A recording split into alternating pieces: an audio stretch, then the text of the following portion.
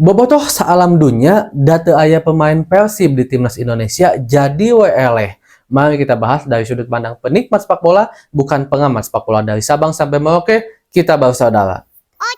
Bobotoh salam dunya, kita tahu kalau untuk kualifikasi Piala Dunia ini tidak ada satupun pemain Persib Bandung yang dipanggil oleh timnas Indonesia, padahal Persib jadi juara di Liga 1. Dan ini sebenarnya tahapannya terus berkurang ya, dimana sebelumnya ada 4 pemain Persib yang dipanggil, Edo, Rian Kurnia, Mark Klok, dan juga Ahmad Irianto. Rian Kurnia nggak dipanggil lagi, sisa 3. Irianto akhirnya nggak dipanggil lagi karena cedera, sisa 2, Edo dan Mark Klok, dan akhirnya 0, tidak dipanggil satupun. Tetapi kita juga harus fair, selaku pendukung Persib Bandung, saya juga mengakui kalau memang kualitas atau standarisasi untuk bisa masuk timnas Indonesia sekarang itu sangat berat dan sangat tinggi banget. Itu tadi di awal-awal saya mengatakan itu bercanda aja ya. Itu bercanda aja karena bukan karena nggak ada pemain Persib gitu kan bisa timnas Indonesia kalah, karena memang kita harus akui Irak tampil dominan. Nah, tapi pada intinya saya ingin mengatakan kalau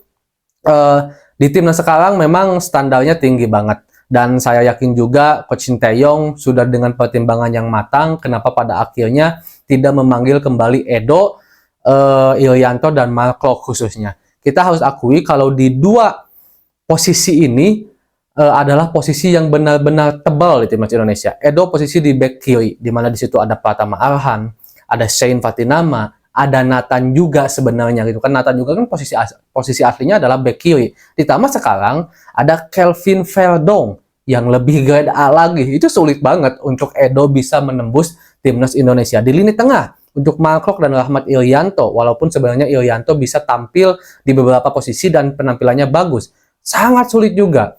Ada Tom Hey yang kita tahu sang profesor, pemain grade A banget. Ada Ivar Jenner di situ. Ada mantan pemain Persib Bandung, Ricky Kambuaya di situ juga. Ditambah Nathan juga yang tadi saya katakan sebagai bek kiri, tampil sangat bagus ketika tampil sebagai pemain tengah. Bahkan ketika lawan Irak barusan pun, walaupun kita kalah, kita harus akui Nathan tampil bagus. Dan itu menjadi tambah sulit bagi pemain Persib karena posisi pemain yang dipanggil dari Persib Bandung adalah posisinya pemain kiri dan tengah, dan itu tebal banget, sangat-sangat tebal. Itu susah lah, saya harus akui susah bagi pemain Persib untuk bisa tembus ke sana karena kualitas pemain timnas bagus-bagus. Tetapi masih ada kemungkinan kalau seandainya Mark Klok kembali tampil sangat istimewa, Irianto kembali tampil sangat istimewa, Edo Febriansyah, Rian Kurnia, atau juga pemain lainnya tampil istimewa, pasti akan kembali mendapatkan kepercayaan dari Coach Sinteyong. Seperti Malik Rijaldi yang kita tahu juga gitu kan, walaupun dikantongin sama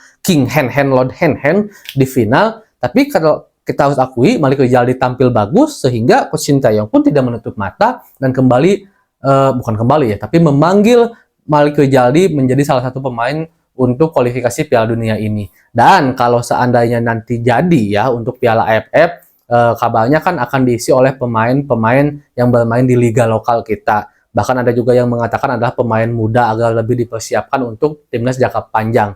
Nah, kalau dilihat dari situ, sepertinya akan ada banyak pemain timnas Indonesia yang dipanggil. Kemungkinan Edo, Mark Klok, dan Ahmad Irianto, terutama mungkin 3 dulu inilah ya, yang akan dipanggil oleh untuk Piala AFF. Itu prediksi saya ya. Dan ada juga kans untuk Rian Kurnia. Tapi Rian di akhir-akhir liga ini memang jarang mendapatkan kepercayaan Coach Bojan Hodak, apalagi setelah dia cedera, dan itu juga akan mempengaruhi tentunya bagi penilaian staf kepelatihan timnas untuk memanggil Rian Kurnia atau enggak. Nah, mudah-mudahan aja lah kedepannya ada pemain dari Persib Bandung yang memang bisa memperkuat timnas Indonesia, dan bukan hanya memperkuat tapi benar-benar berkontribusi besar kepada timnas Indonesia. Entah itu untuk skuad timnas yang memang dipersiapkan untuk turnamen-turnamen besar seperti Piala Asia atau juga Piala Dunia, atau juga turnamen-turnamen yang memang tidak terlalu menjadi prioritas timnas Indonesia, yaitu seperti Piala AFF ini. Mudah-mudahan lah, tapi intinya saya tadi bercanda ya,